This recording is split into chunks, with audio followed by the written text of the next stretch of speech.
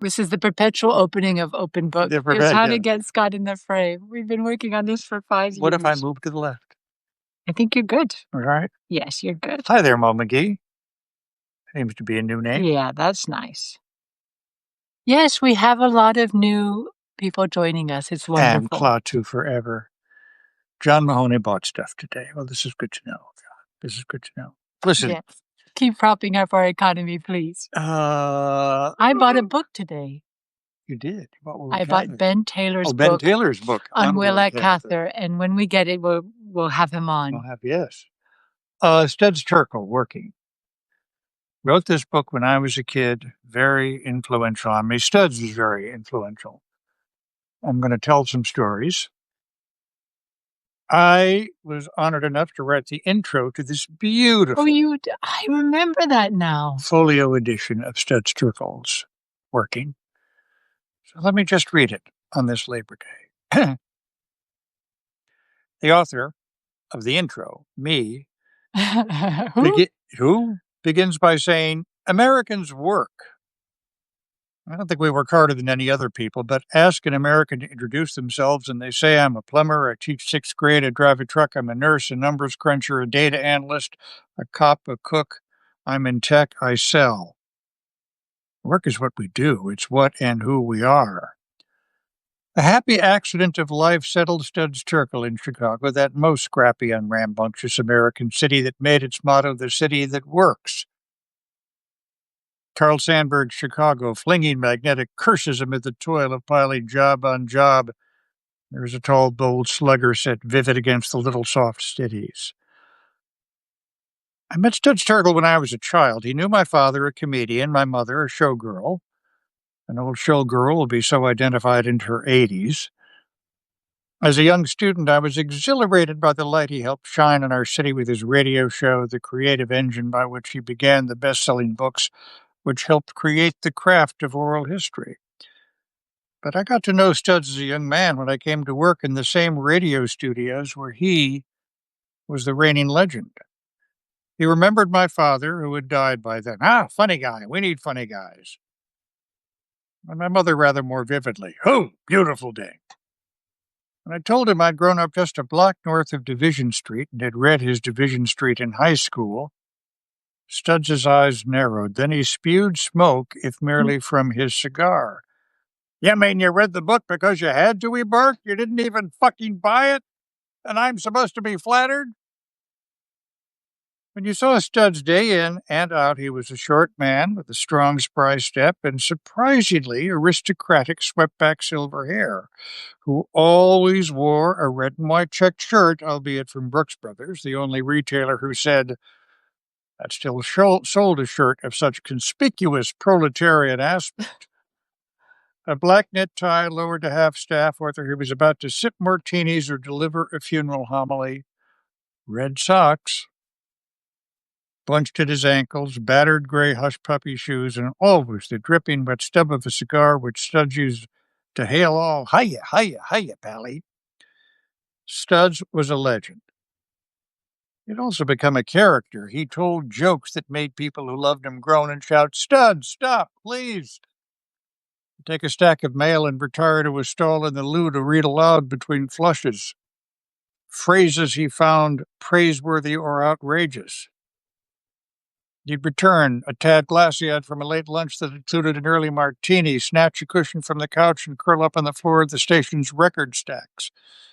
More than one visiting repair person would run across his inanimate form and gasp, My God, it's Studs Terkel, call an ambulance. Studs might smile and cock open an eye, pirate-like to say, Hiya, pally. My desk in those days was a small table in a rear room where producers packaged some of Studs' old shows for national distribution. Overhearing Studs at work, even a minute here and there, reminded you of his virtuosity. You'd hear him ask something, nudge a little, laugh along, share a cackle, then a note of somber silence before going on. You'd hear the person he got talking who was just as likely a steel worker, nurse, or mob enforcer as Dame Margot Fontaine, Martin Luther King, or C. Ian McKellen, beginning to recollect, confide, and overhear themselves utter something they had just realized. Studs Terkel didn't interview people, he improvised conversations like a jazz artist. Studs maintained he had no technique. In fact, he found the tape recorder, a technology by which thousands of third graders recorded fart sounds, and as arduous to operate as an Apollo spacecraft. You could never quite press record and on at the same time and would wince, shove, shake, and finally wrap his tie around his thumbs to press down buttons as if trying to squeeze the hooves of a moose into ballet slippers. "Geez, Christ almighty, geez, fuck it," he'd muttered before settling back to sweat and swear. But then the person Studs wanted to record would lean forward to help. Within minutes, they would become his co-conspirators. Studs' pantomime of ineptitude made them partners, not interviewer and interviewee. Studs was also one of the few Americans, you know what I'm getting, I'm another, who never learned how to drive a car. Would have been putting like a 6-year-old in charge of a bulldozer. So Studs caged rides from one interview to another from people all over the world. He'd sit beside them as they got lost. Seeing Studs unfurl a map is like watching a man wrestle a boa constrictor, pointing, jabbing, cursing, and laughing. But between convulsions, Studs and his driver would look into the road ahead and speak with the special closeness of traveling companions.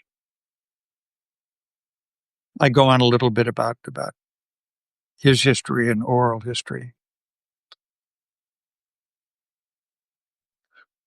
Was Studs a pro-labor, anti-capitalist, Ethel and Julius Rosenberg-loving radical? He'd tell you so himself. Was he ever a communist, which of course he had every right to be? Studs hated commissars, meetings, and party lines of all kinds. I'm pretty sure if Studs Terkel ever went to an actual Communist Party meeting, he would have been thrown out for insubordination. Studs always professed that being blacklisted only amplified his opinions and opened a career that turned out to be more vital and enduring than getting plugged. But he knew a lot of people whose careers were crushed and who lost their homes, families, and even their lives.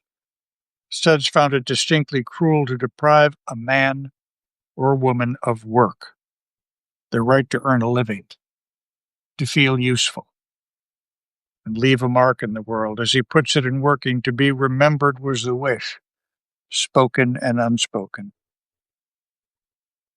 So in these pages of Working, we meet Babe, the supermarket checker, so in tune with her keyboard and studious about the price of each item that her fingers sail and strike with unerring precision. Like playing a piano, she tells Studs. And Alfred, a parking attendant, who recalls in rhyme, "In my younger days, I used to be a wizard. I used to really roll. I could spin a car with one hand and never miss a hole." We are introduced to Dolores, a waitress who nimbly slips plates soundlessly in front of diners. Do they ever notice? Dolores tells Studs, "You have the air all day, and it's just beautiful. The smell of the grass when it's cut." Oh, wait, I'm sorry, soundless in front of diners. Do they ever notice? Dolores tells Studs, "When somebody says to me, 'How come you're just a waitress?' I'd say, well, don't you think you deserve to be served by me?" And Elmer, who tells Studs, "You have the air all day and it's just beautiful. The smell of grass when it's cut is just fantastic." Elmer digs graves. And yet, as Studs declares, this book, being about work, is by its very nature about violence to the spirit as well as the body. Mike, a 37-year-old steelworker, tells him, an old mule, that's the way I feel." Why is it that communists always say they're for the working man, and as soon as they set up a country, you got guys singing to the tractors? They're singing about how they loved a factory. That's where I couldn't buy communism. It's the intellectual's utopia, not the working man's. Mike wants his son to go to college and become, his words, an effete snob. Roberto Acuna, I remember him, the United Farm Workers, tells Studs, "Stooped over labor in scorching fields isn't the worst of his work. Being a migrant, it tears the family apart. You get into debt, you leave the area penniless. The children are the ones hurt the most. They go to school 3 months in one place, then on to another. People have melons or cucumber or carrots or lettuce. They don't know how they got on their table, the consequences to the people who picked it. Little other work is as backbreaking as that, but many who work office and retail jobs in air conditioned skyscrapers tell Studs they struggle with fear and frustration.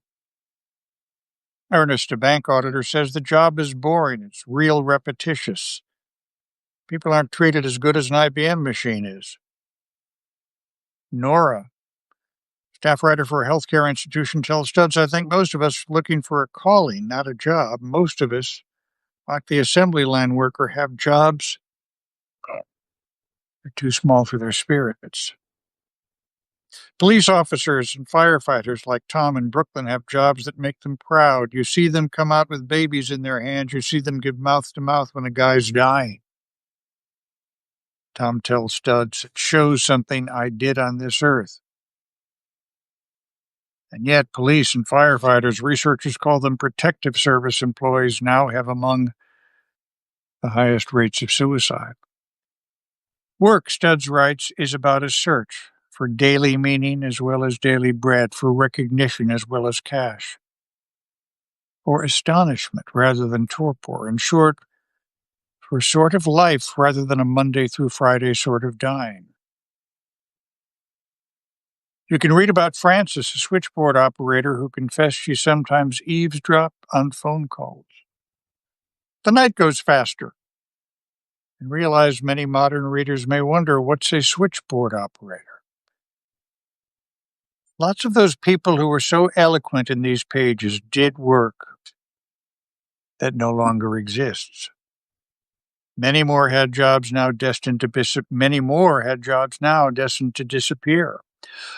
This is written before AI. Robotics has already replaced many steel workers and coal miners, and in most ways we should rejoice.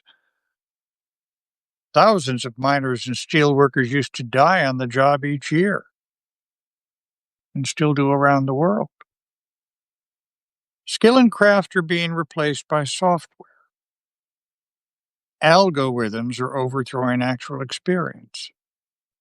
Bus, cab, and truck drivers know they may be the last of their trade. Why take years to learn the layered and winding layout of London streets to drive a taxi when you can get routes on an app? I thought of Will when I wrote that.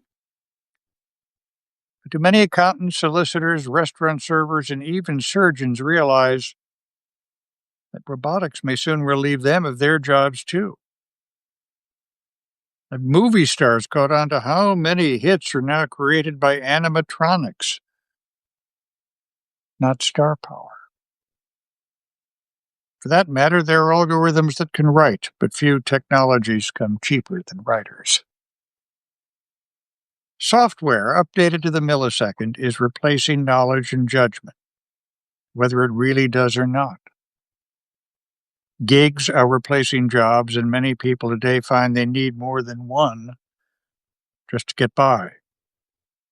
The technologies that were supposed to free employees from drudgery now place them perpetually on call.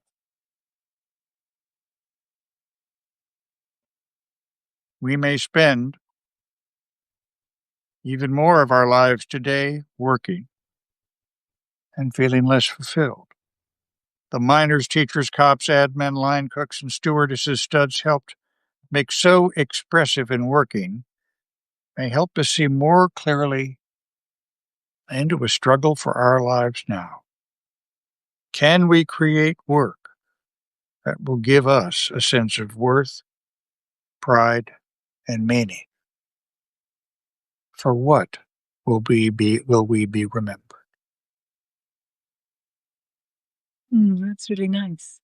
Not a bad introduction No. to a great book. This is the beautiful folio edition of Studs Terkel's Working. So thanks so much. Will you show the back? Oh, yeah. This is Studs fouling up with his tape recorder. And hold it up just a little bit longer.